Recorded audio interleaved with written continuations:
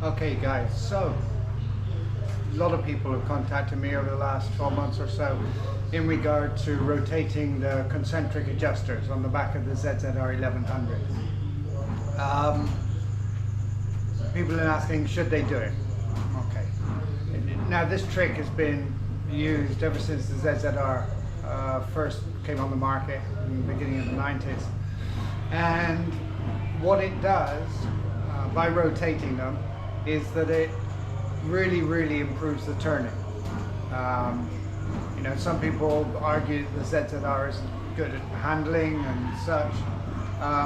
However, by rotating the adjusters, it makes a world of difference on turning. And that's the good side of it. And that's really the only benefit. There are downsides. Firstly, the seat height is raised because you've rotated it, tips the bike.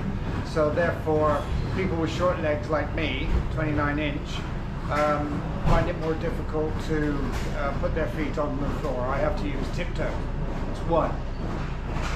Secondly, obviously it makes adjusting the chain a little bit more difficult. Now some people say, and quite rightly, that the marks for aligning your chain are not very accurate anyway, and that may be the case, although on mine it's not too bad.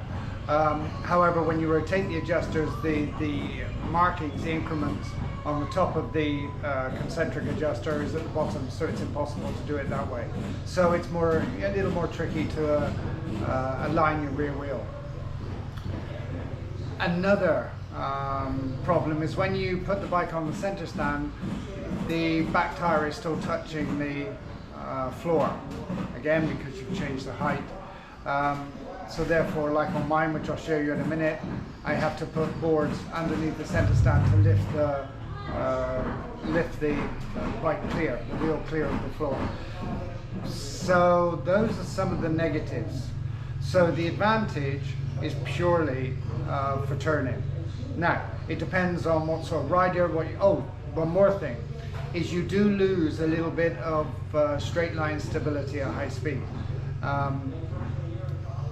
Again, that's one of the things the ZZR 1100 is famed for, but it does, you lose a little, not a lot. It doesn't become difficult to ride at high speed, but you do lose a little bit of that stability.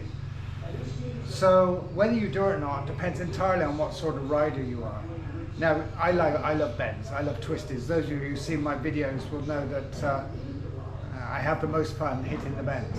So for me, the downsides don't outweigh the benefit of turning. But for many people who perhaps don't attack the bends quite as aggressively, then I wouldn't rotate the adjusters. Again, it's up to the individual rider. If you've never tried it, try it, see if you like the difference. If you are one of these canyon carvers, as I believe they call them in the States, then rotate them. If you're happy riding the ZZR in a fashion that doesn't require sharp turning, then keep the adjusters as they are. Okay, so overall it's up to the rider. I'm not making any recommendation one way or another. I rotate them, but that's just me, and we're all different riders. Okay, I'll show you exactly physically what I mean. All right.